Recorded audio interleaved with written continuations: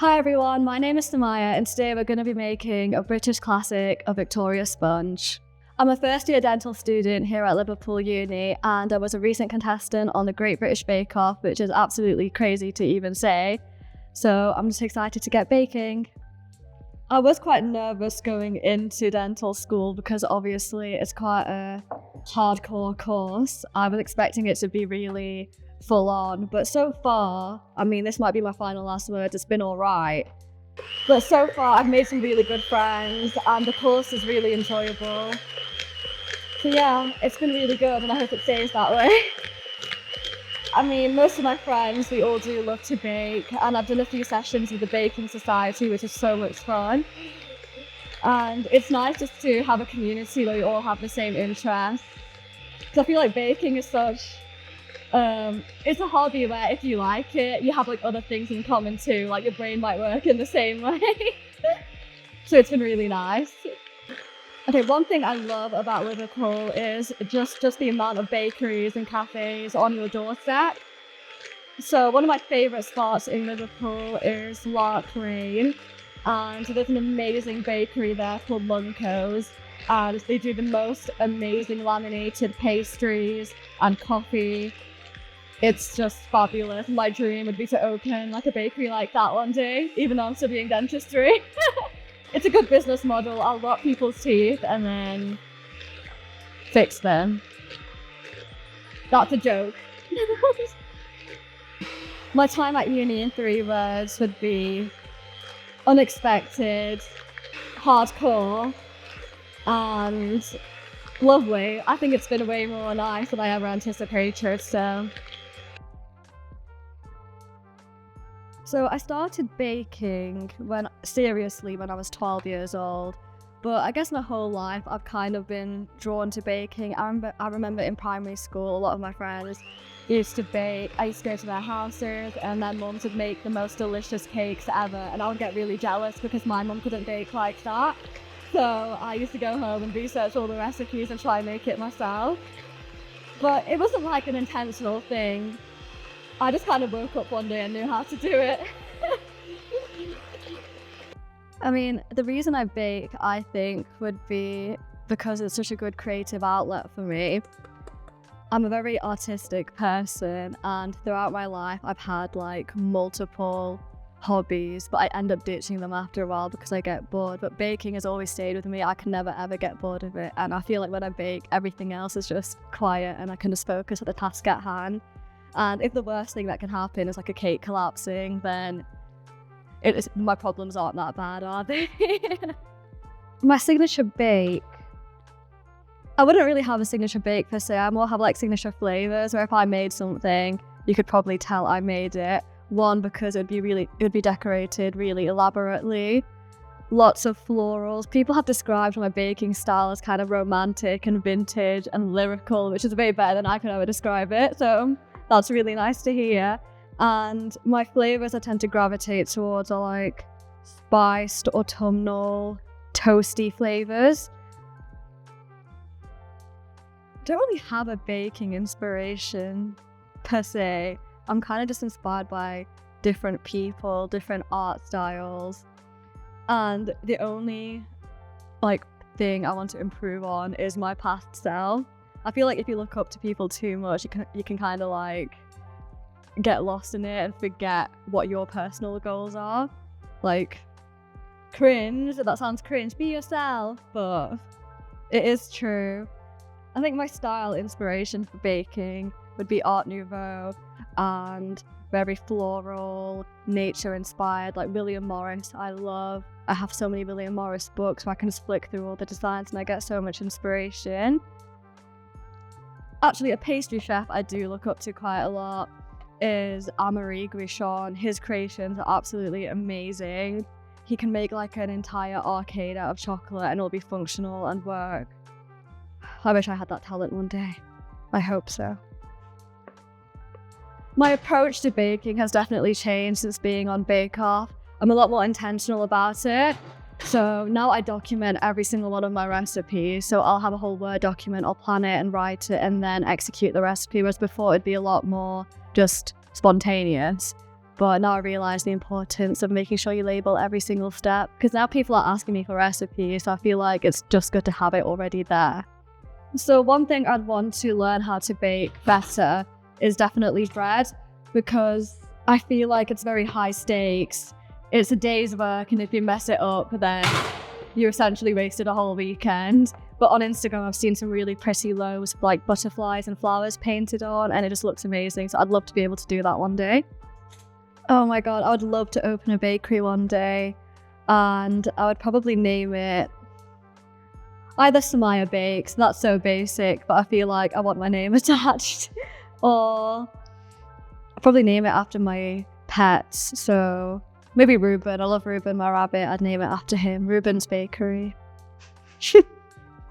I would do, if I had to make a dentistry themed bake, I would make a hyper realistic set of dentures and make it like super like gummy and have like baked saliva. It sounds gross, but I feel like it would look cool.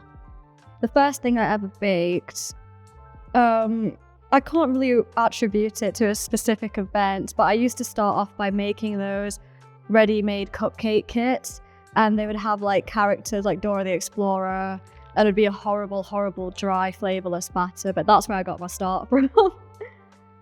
My most recent bake was for the Baking Society session, where we all made sticky toffee pudding, which was really nice. It's one of my favourite desserts. And the entire table collapsed as we were baking it, so all the ingredients just fell to the floor, balls, dates, everything, and it was a disaster. But it was good fun. Yeah, so my favourite bake would have to be lemon bars, because I feel like you can make it any time of year, because lemons are pretty much always available. It's basically a layer of a really soft, buttery shortbread, and then baked on top is a really sharp, smooth lemon curd. It's amazing. In America, it's quite a popular basic bake, but in the UK, it's relatively unheard of. So I say we bring lemon bars to the UK. That's going to be my goal. The story of how I got into Bake Off is really weird, because there's a lot of luck and fate involved. So I was on a gap year, right? And I basically had absolutely no clue what to do with myself. I was applying for loads and loads of jobs, and to no avail. No one was replying. I was getting rejected left, right, centre. And then I was watching Bake Off, and I was like, oh, I'll just apply. One more rejection can't hurt. And I ended up basically getting on, which was a complete surprise. And I would be lying, I have always wanted to go on Bake Off, but I didn't really think it would actually happen. So to just be there and get the call that I was on it, it was such a surreal moment. I was literally shaking. Yeah, this was my first time applying too, which is crazy, because I've heard so many stories of people who end up applying like up to 10 times to try and get on. So to get in on my first attempt, it was just like a dream come true. So yeah, the fact I had to bake for the judges was a really daunting thing to think about.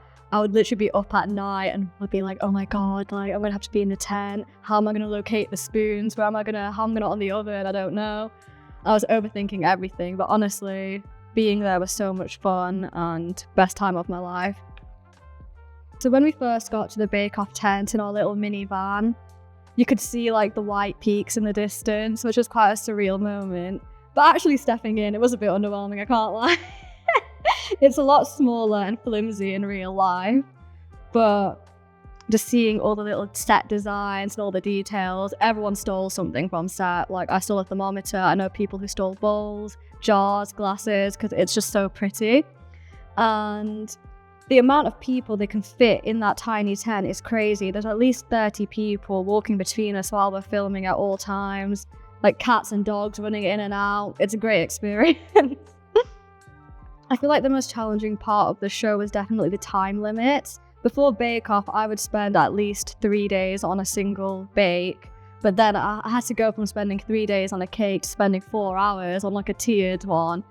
So trying to adapt and adjust your recipes to fit in that really small time frame was a challenge, and it took lots and lots of practice. So one of my most memorable moments from the show was after Biscuit Week. So I had just gotten Star Baker, which is crazy. I was not expecting that. And me, Mike and Hazel loved them. We all just stood outside the tent crying for like 15 minutes. I don't even know why, we were just sobbing.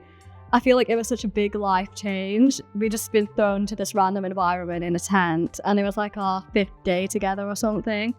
We all just cried for a bit. It was good, it was needed, but yeah. It was happy tears. I feel like the bake I'm definitely most proud of is my cake week showstopper. So my duck cake from week 1, which I made of my pet duck, Pato. It ended up being the cover on US Netflix for Bake Off, which is absolutely crazy. And it just turned out way better than it did at home. And it really did look so realistic. Like, I amazed myself. But yeah, I was so proud of that one. Especially because I wasn't really confident in working with fondant either. So for it to turn out that well was just amazing. I practiced that bake probably like 6 times and it turned out kind of disastrous every single time. The first time I made it, because it was the first showstopper, I was so nervous. I ended up burning my hands, I had raw cake, and I was crying and crying, and I was thinking, how am I ever even going to get past week 1? But again, everything worked out fine. I was just overthinking everything as per usual. Yeah, so I ended up getting Star Baker twice on the series, which was absolutely crazy. And I ended up getting like a showstopper handshake, which is increasingly rare. So to get that was completely beyond my wildest dreams, honestly. Looks pretty good. Oh, I'm surprised. Wow, okay. Yeah, honestly, all the contestants, especially this year, the standard has been so high. And we all have such different baking styles and different techniques and ideas. Just being surrounded by so many creative people was such a privilege, and I learned so much from everyone. And just to be more open-minded to new ideas, not even in baking, just in real life. Honestly, some of the best people I've ever met. My advice for any aspiring bakers is to just keep on practicing.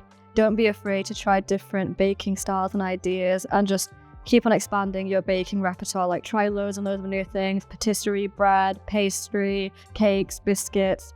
The more you learn, the more you'll develop a baseline understanding of everything, and then you can go on to developing your own recipes, and everything just kind of makes sense. So, thanks for joining me today, and here's the final cake. I think it turned out pretty good. I've not made a Victoria sponge in a while, but I'd want to eat that. Very pretty.